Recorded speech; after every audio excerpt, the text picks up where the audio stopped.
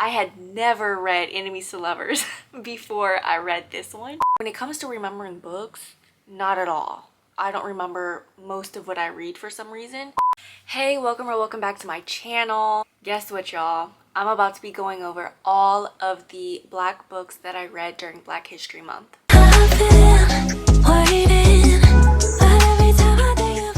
Y'all know I tend to steer clear of wrap-ups, anything where I'm summarizing what I read. I don't like those kinds of videos. I don't like watching them, I don't like making them, and I don't like editing them. However, I did want to do something for Black History Month. Obviously, it's past and we're now in March, but I at least wanted to highlight the Black books that I did read. This is nothing new to me. I read Black year-round. I was planning on reading only Black for Black History Month, but I had two arcs that I had to read that should have been read in January and I just never did it.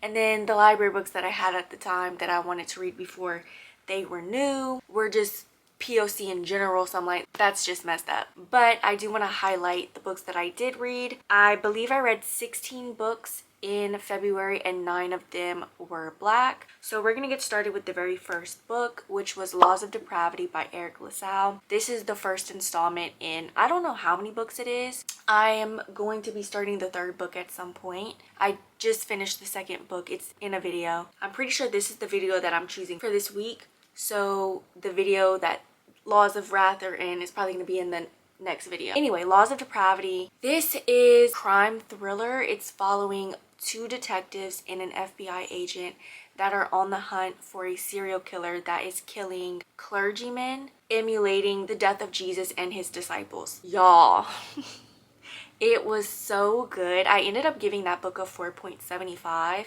I was debating on a 5-star, but I don't know, I just felt like something was missing. I don't know. This was everything that I was hoping for. I thought it was interesting how the story was set up. I get into that a little more in the video that Laws of Wrath is going to be in. My only gripe was when I got to the ending. I felt like it had a great build up and then we get to that conclusion and it was a bit lackluster to me. Like, as far as how the story wraps up with the serial killer, not like the wrap up of the book, right? Not like the literal ending of the book and how it ends, not that.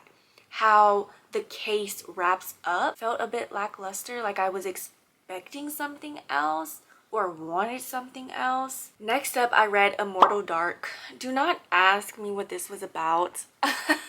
I'm gonna say this every time. I don't have a great memory.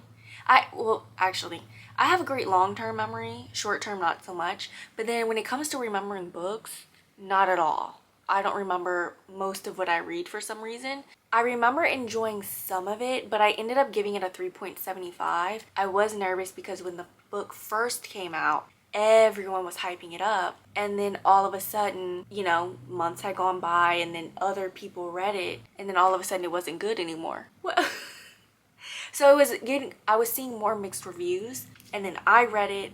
So some of my dislikes, I wasn't that big of a fan of our FMC.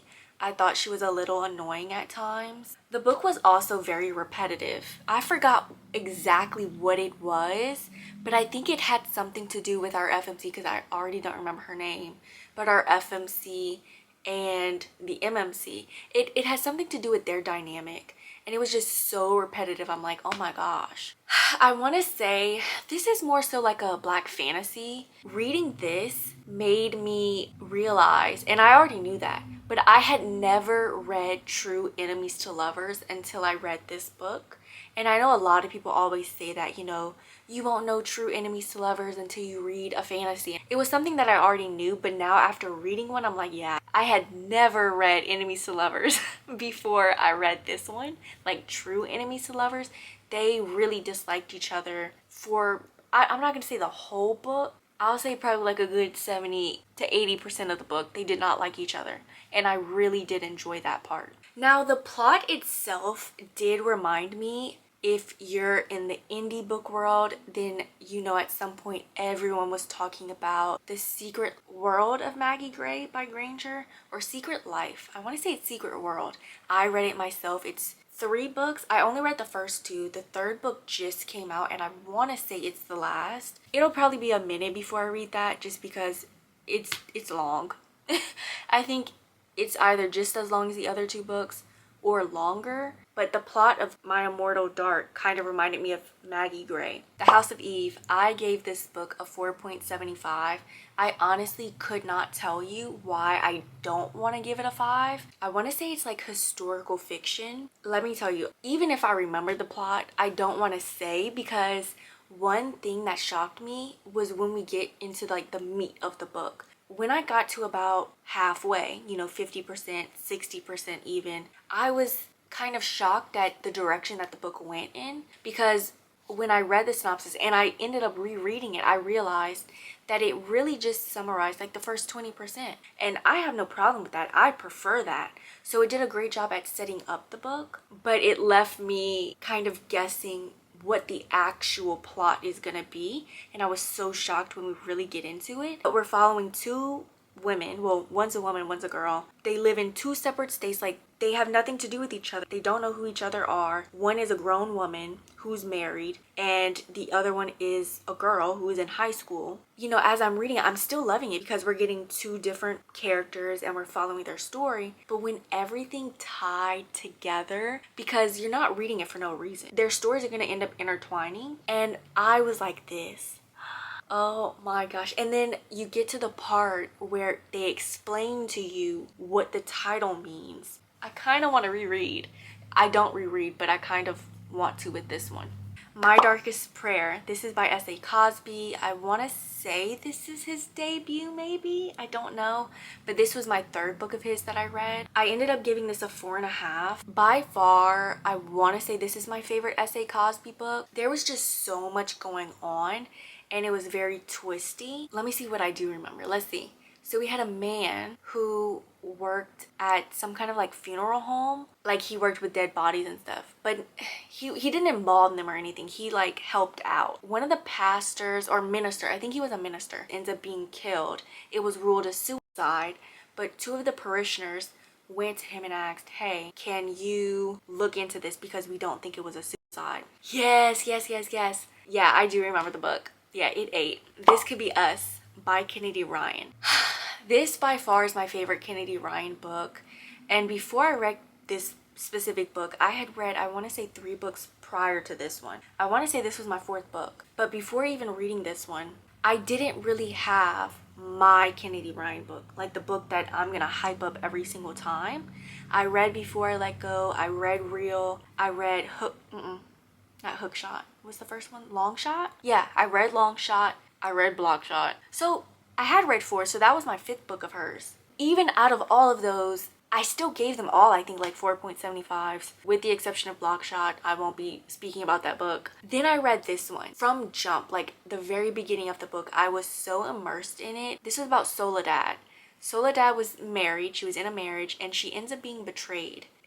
Yes, in the way that you're thinking, but also not, because there's more to the story. She ends up getting with someone who works with her husband or ex-husband. It was just so messy. I don't remember what Goodreads awards this was a part of. Some people were complaining because they didn't think it should have been in the romance section. I will agree that it's not a romance. It has a romance in it, but it's more so women's fiction. But honestly, I've obviously read Kennedy Ryan before, so I know what to expect, and I knew going into it there's gonna be more to it than just that romance. Then I read 2 books that are part of the same series. It's called the Erotic Love Language series. Book 1 is called Talk to Me Nicely, and book 2 is Turn Me Out.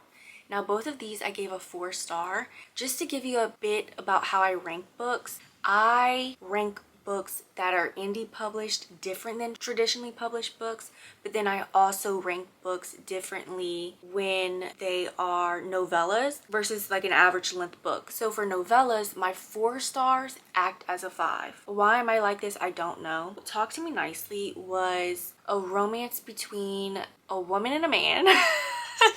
I forgot their names, but the woman is some kind of, what do you call it?